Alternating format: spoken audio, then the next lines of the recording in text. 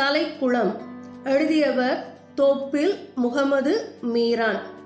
நுழையும் முன் மக்கள் தொகை பெருக்கம், நாகரிக வளர்ச்சி, நகரமயம் ஆதல், வேலைவாய்ப்பு போன்ற காரணமாக புலம்பெயர்வு, அதாவது ஊர் விட்டு ஊர் செல்லுதல், இளைய தலைமுறையினரின் மனப்பான்மை ஆகியவற்றின் விளைவாக கிராமங்கள் தங்கள் முகவரியை, அதாவது அடையாளத்தை இழந்து வருகின்றன.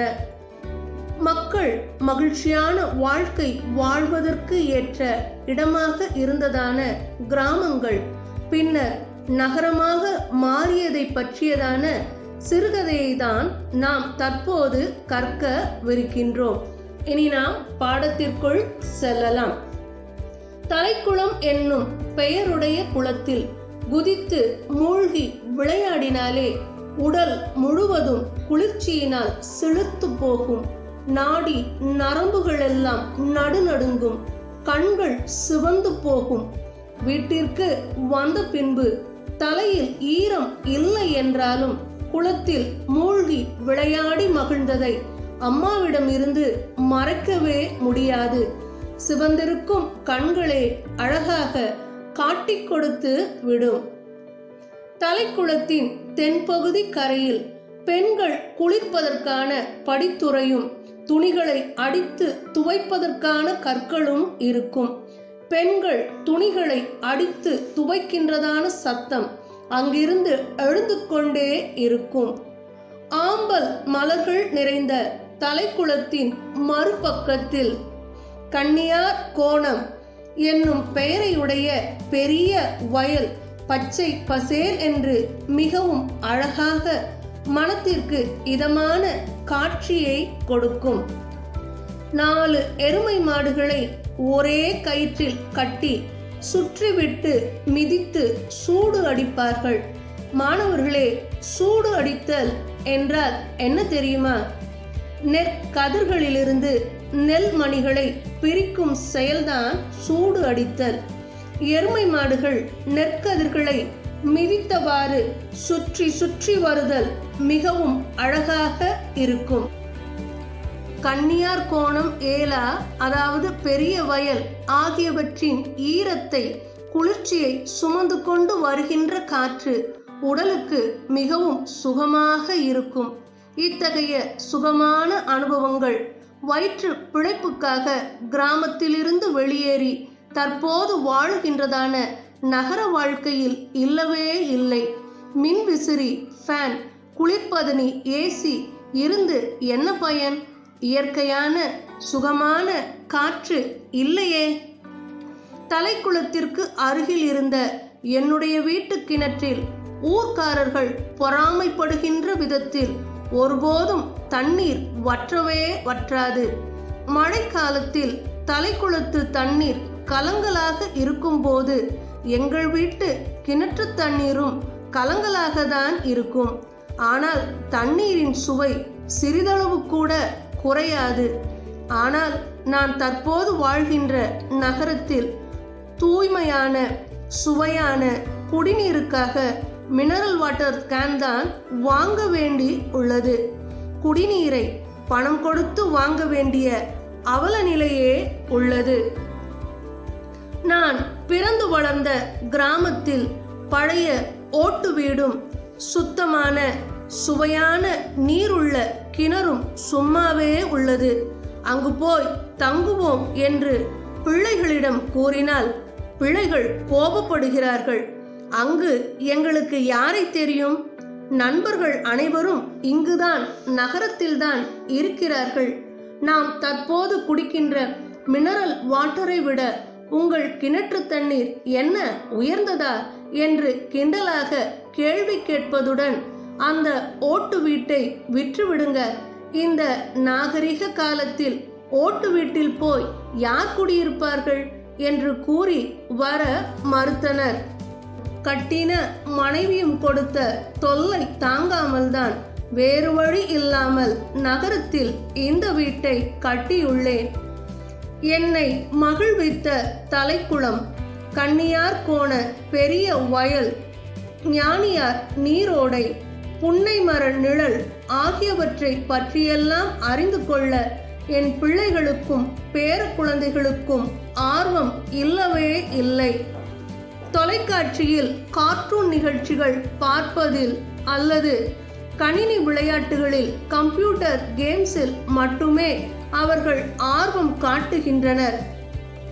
தலைப்பாகை கட்டிய மனித தலை ஒன்று வெள்ளிக்கிழமை இரவுகளில் தலைக்குளம் வழியாக செல்வோருக்கு சலாம், அதாவது வணக்கம் சொல்லும் திகிலூட்டும் பேய்க்கதையை பேர பிள்ளைகளுக்கு சொல்லலாம் என்றால் அவர்கள் என் அருகில் வரமாட்டார்கள். அப்பா எனக்கு சொன்னதான தலைக்குளம் மனித தலை பற்றியதான அமானிதத்தை, அதாவது பாதுகாக்கப்பட வேண்டிய விஷயத்தை பேரப்பிள்ளைகளிடம் வெளிப்படுத்த விரும்பி நான் அழகாக சொன்னாலும் தமிழில் நான் கூறுவது அவர்களுக்கு புரியவே இல்லை. ஆங்கிலம்தான் புரிகிறது.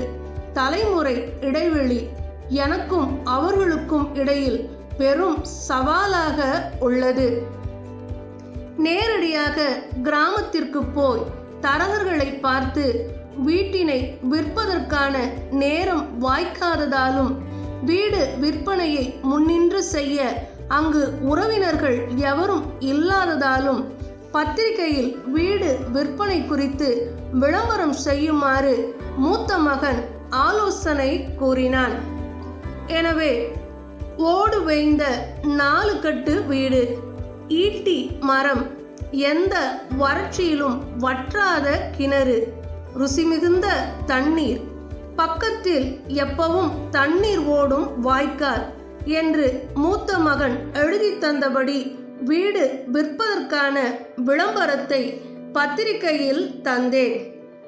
நான் விளம்பரம் கொடுத்ததான 2ஆம் நாள் நகர வாழ்வு வெறுத்து போன ஓய்வு பெற்ற நீதிபதி ஒருவர் வயதான காலத்தில் இனிமையாக கிராமத்தில் வாழ விரும்பி என்னுடைய வீட்டை வாங்குகின்ற விருப்பத்துடன் என்னை பார்க்க வந்தார்.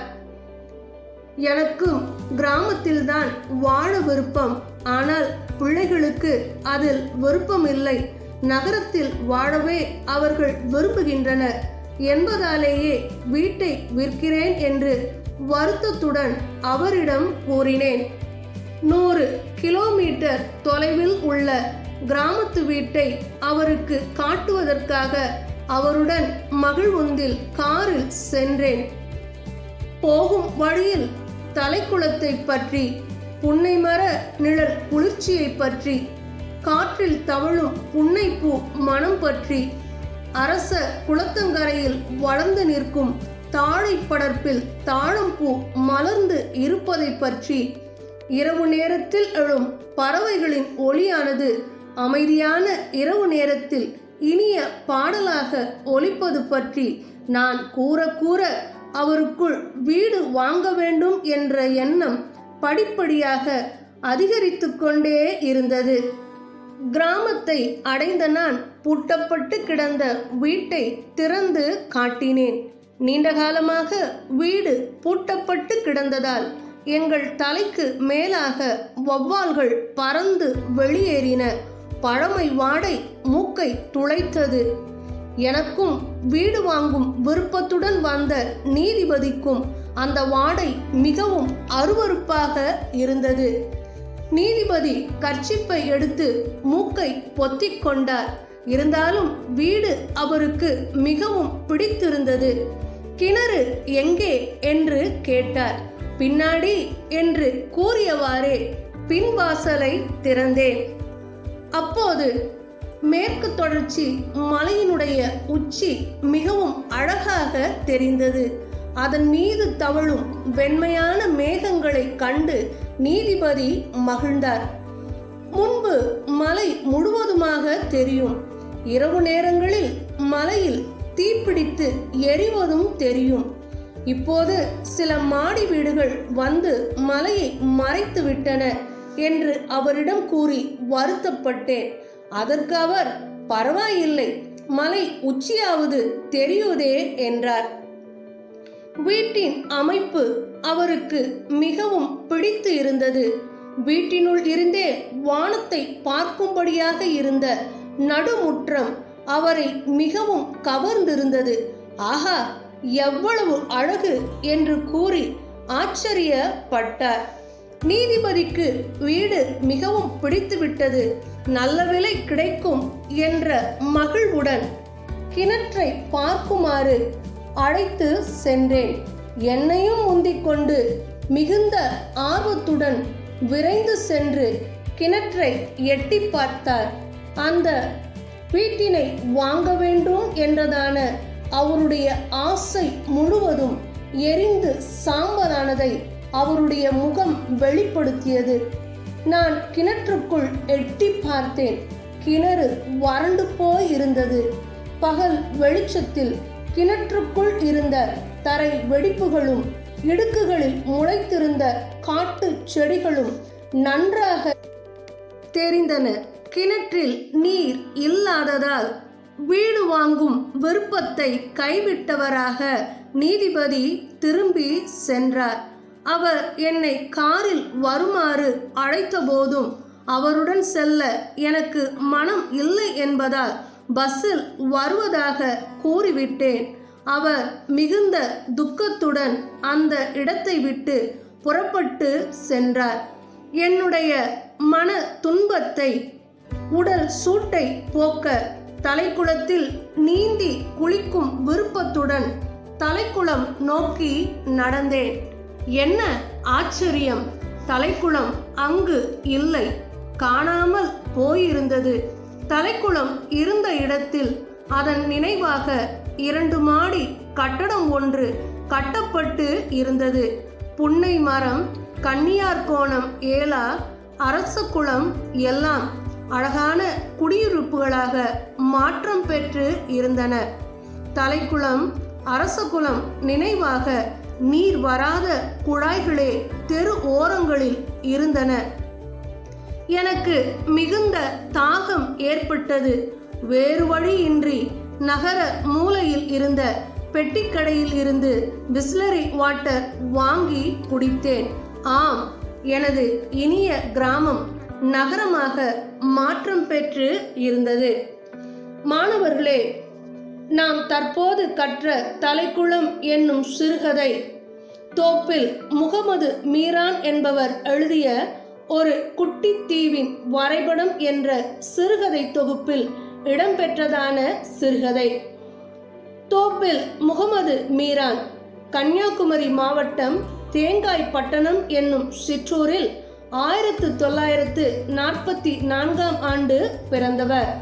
இவர் தமிழிலும் மலையாளத்திலும் இலக்கியங்கள் படைக்கின்ற ஆற்றல் பெற்றவர். புதினம், சிறுகதை என்னும் பல்வேறு இலக்கிய தலங்களில் இயங்கி வருபவர். தோப்பில் முகமது மீரானுடைய சாய்வு நாற்காலி என்னும் புதினம் 1997 ஆண்டு சாகித்ய அகாதமி விருதினை பெற்று உள்ளது. இவர் எழுதினதான துறைமுகம், கூனன் தோப்பு ஆகிய படைப்புகள் தமிழக அரசின் விருது பெற்று உள்ளன. நன்றி. Pesca, mosca, pique.